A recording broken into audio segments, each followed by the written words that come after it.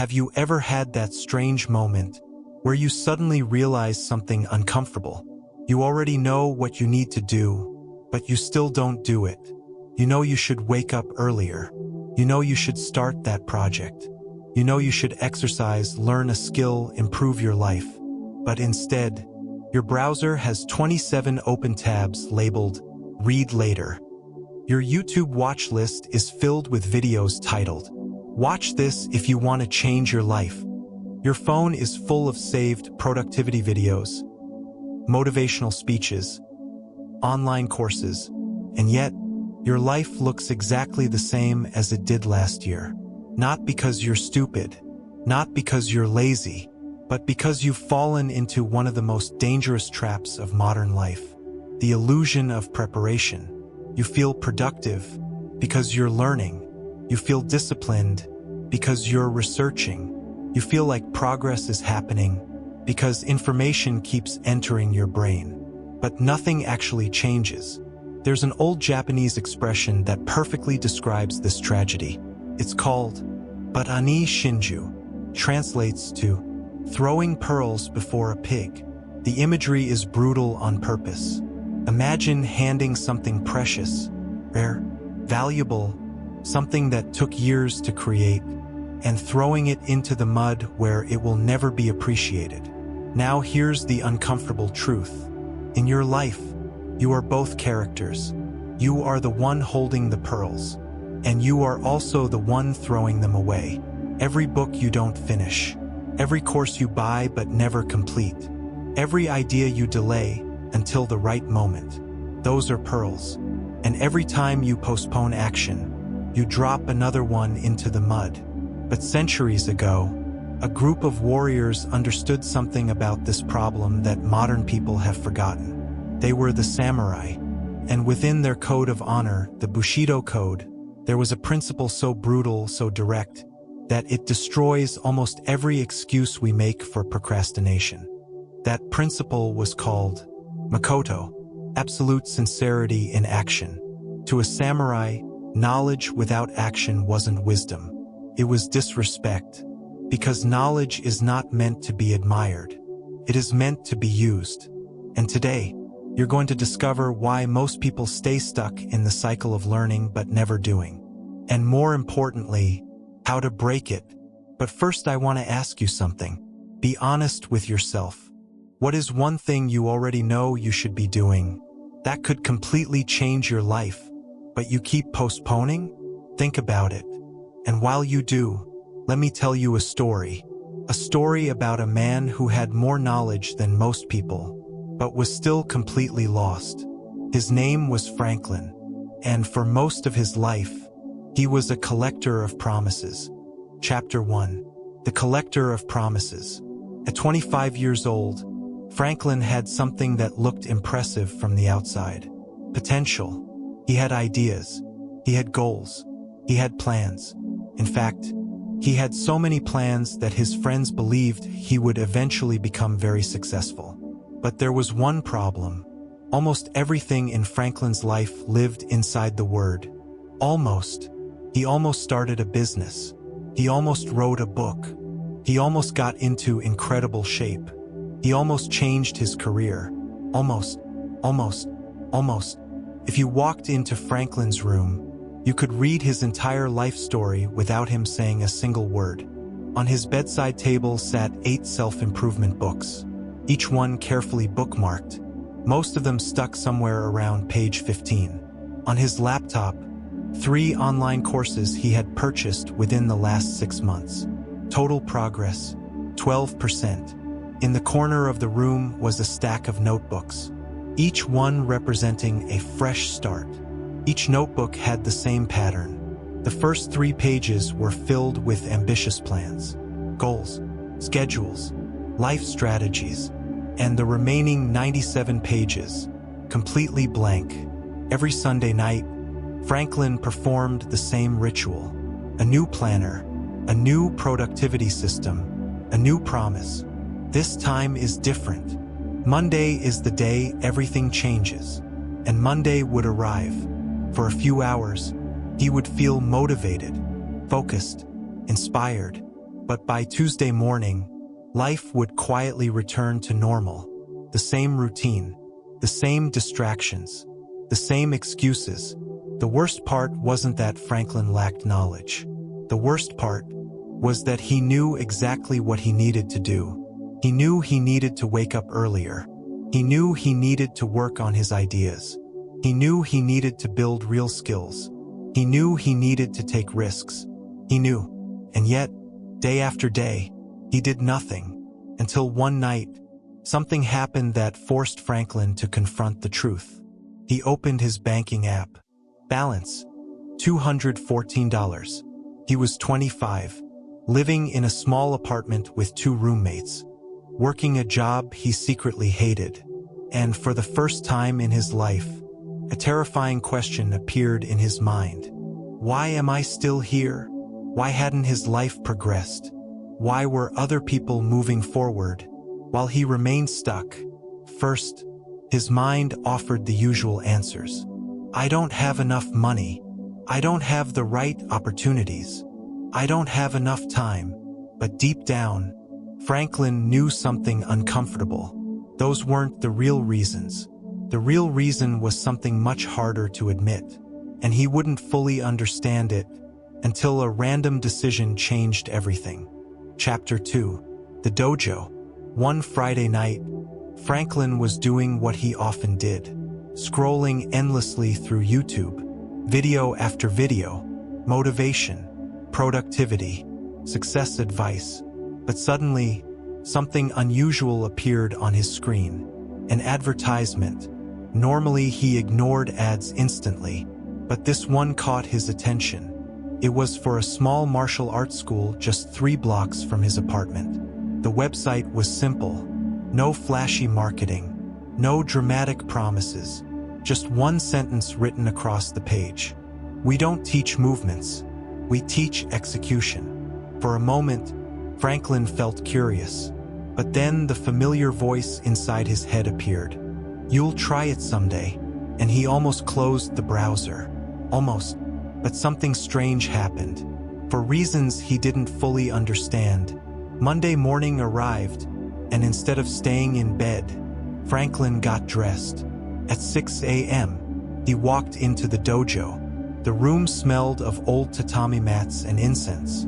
There was no music, no loud voices, only the quiet rhythm of people training. And standing at the center of the room was a man who immediately captured Franklin's attention. He was about 60 years old, thin, calm, but his presence filled the entire space.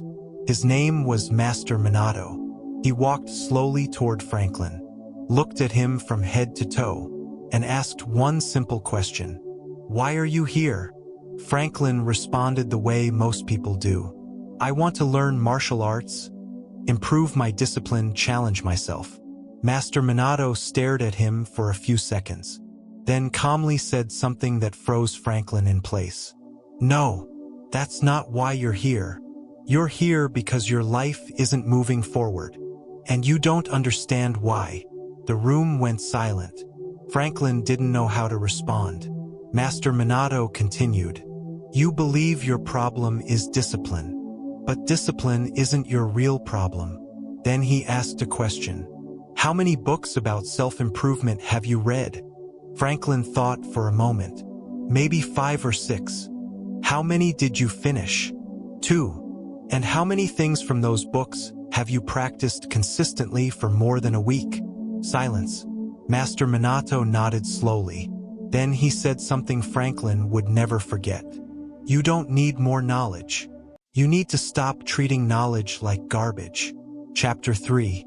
The Brutal Truth. Master Minato pointed to the floor. Sit. Franklin sat on the tatami mat. Then the master began explaining something ancient. In Japan, there is an expression called Buta ni Shinju, throwing pearls before swine. You take something precious, something rare, something valuable, and you throw it into the mud where it cannot be appreciated. He looked directly into Franklin's eyes. Every course you buy and don't finish, every book you abandon halfway, Every idea you delay until the perfect moment. You are throwing pearls into the mud. Franklin felt uncomfortable, but the master wasn't finished. The worst part, he said quietly, is that you complain about not having opportunities. You believe life hasn't given you enough chances. But the truth is far more brutal. You already have everything you need to change your life. You simply treat it as if it has no value. Franklin felt frustration building inside him.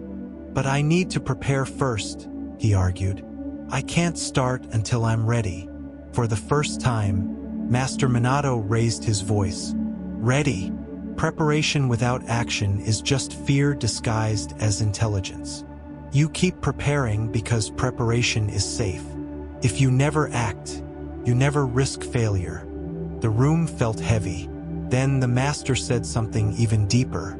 In Bushido, there is a principle called Makoto, absolute sincerity. It means being brutally honest with yourself. And the honest truth about you, Franklin, he paused, is that you are afraid. Afraid of trying. Afraid of failing. Afraid of discovering that your dreams might not work. So instead, you collect knowledge. You store it. You admire it. You protect it. But you never use it. And knowledge that is never used is nothing more than decoration. Then Master Minato made an offer. Stay here for 90 days. I will not teach you advanced techniques. I will teach you something much more valuable. How to stop wasting pearls and become someone who actually executes. Franklin had no idea at that moment that those 90 days would completely transform the way he saw life. Because the real training wasn't about fighting. It was about confronting the three invisible enemies that destroy most people's dreams. Excitement, boredom, and the dangerous temptation of almost good enough. And the first lesson would begin with something surprisingly simple. One punch, repeated 300 times. Chapter 4, The Executor's Code. Franklin expected his first real training session to look dramatic. Fast movements, complex martial arts combinations, something impressive. But when he arrived at the dojo the next morning, Master Minato handed him a single sheet of paper. 5 sentences were written on it. Nothing more. The title read, The Executor's Code. Master Minato spoke slowly. These are the 5 principles you will live by for the next 90 days. Franklin looked down. The first principle read, Makoto, sincerity. Honor what you learn. If you learn something valuable, you must practice it. Not admire it. Not talk about it. Not save it for later. Practice it. The second principle, respect. Apply before seeking more. In modern life, people behave like intellectual tourists. They visit many ideas, but live in none of them. They move from book to book, course to course, method to method, never staying long enough to truly absorb anything. Respect means this. You do not seek new knowledge until you have used what you already possess. The third principle, Chugi, loyalty. Commit deeply to one path. A samurai who constantly changed masters was considered unreliable. Because loyalty is not just about people. Because loyalty is not just about people. It is about commitment to a path long enough to discover its depth. The fourth principle, Meo honor. Do what you promise. Your word must be stronger than your feelings, stronger than your motivation, stronger than your mood. And the fifth principle, Jin, benevolence. Share only what you have mastered. Never teach something you have not lived. Never preach knowledge you have not practiced. Franklin read the list twice. Then he looked up. So what do we start with? Master Minato pointed to a spot on the floor. You will learn one punch. Franklin waited for the rest. That was it. One punch? He asked. Yes. And you will repeat it 300 times. Franklin blinked. Just one punch. Master Minato nodded. You have a choice. You can learn 50 techniques and master none, or master one technique and gain real power. Franklin stepped into position. Punch 1, punch 2, punch 3. At first it felt ridiculous. By punch 50, his shoulders started burning. By punch 100, his mind began complaining. This is boring. There must be something more interesting. Maybe we should learn kicks. But Master Minato remained silent, watching. By punch 200, something strange began to happen. The movement started feeling smoother, more natural, less forced. By punch 300, Franklin had stopped counting. His body moved automatically. The punch was no longer something he was thinking about. It had started becoming something he was. Master Minato walked closer. Do you feel the difference? Franklin nodded slowly. The difference between knowing how to punch and actually being able to punch. The master continued. Knowledge lives in the mind. Execution lives in the body. And until knowledge enters the body, it is useless. But repetition alone was not the real challenge. The real challenge was something far more dangerous, because Franklin carried a hidden pattern inside him. A pattern that destroys the progress of millions of people.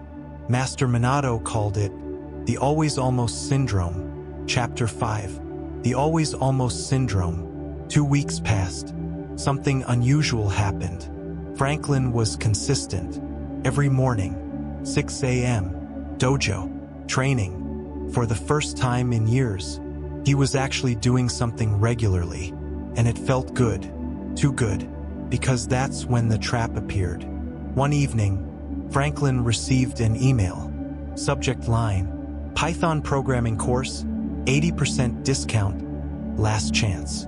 His brain immediately reacted. Python would be useful. Automation, coding, new career possibilities. Within seconds, he imagined an entirely new future. He could become a developer, work remotely, earn more money, build apps. This could change everything.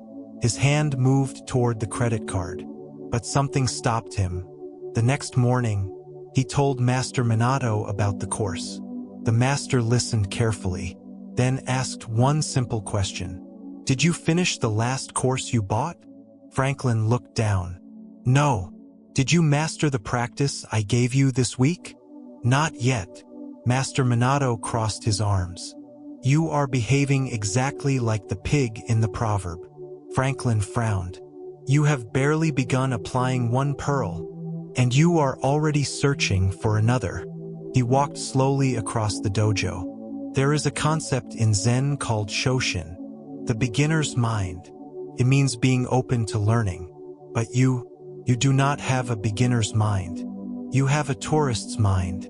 You visit ideas. You take photos. You collect experiences, but you never stay long enough to build a life there. Franklin tried to defend himself. But what if I'm choosing the wrong thing? Master Minato turned toward him. You will only discover that after mastering it. You cannot judge the depth of an ocean while standing on the shore. Then the master said something that hit Franklin harder than anything before. Look at your past. You started the gym. Then you stopped to focus on meditation. You started meditation, then stopped to focus on reading. You started reading, then stopped to focus on networking. You are always focusing on something, but focus without depth is just organized distraction.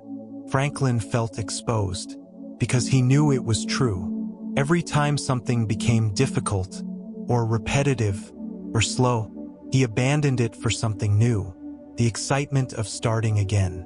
Another fresh beginning, another notebook, another promise, another almost. Master Minato looked directly at him. You don't fail because you lack intelligence. You fail because you never stay anywhere long enough to grow roots. Then he placed a blank sheet of paper on the floor and said something that made Franklin nervous. If you truly want to change, we are going to conduct a test. Chapter 6. The 90-day contract. Master Minato picked up a pen. In Zen temples, he said, there is a practice called Engo, period of intense training, usually lasting 90 days. During this time, monks do not explore new ideas. They do not experiment. They do not search for alternatives. They simply go deeper into the same practice, every day, for 90 days. No exceptions.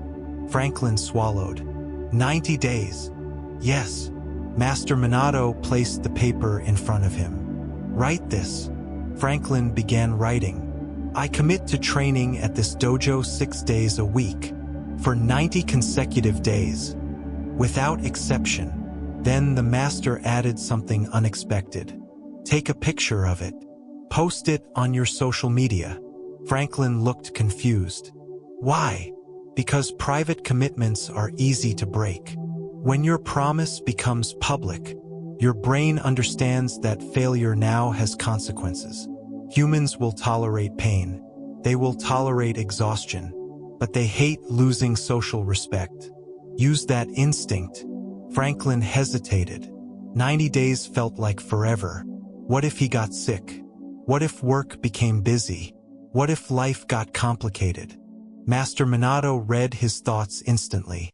Every excuse appearing in your mind right now is the same excuse that made you abandon everything else in your life. If you want different results, you must behave differently. Franklin looked at the paper again.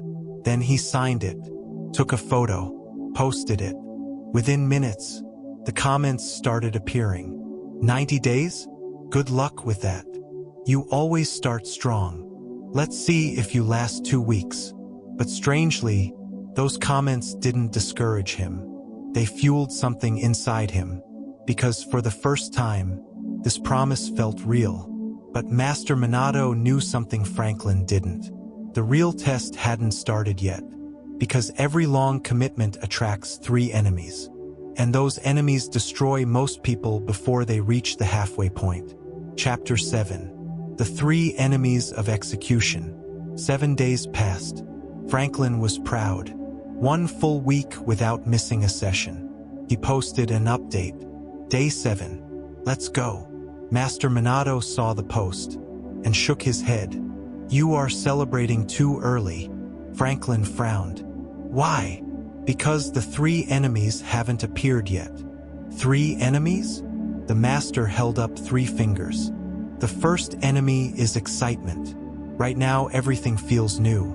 You feel motivated, disciplined, inspired. But excitement is temporary. It is brain chemistry, and brain chemistry fades. When the excitement disappears, you will discover who you really are.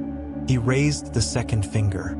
The second enemy is boredom. Training will stop feeling exciting. The repetition will become monotonous. Your mind will begin searching for novelty, for variation.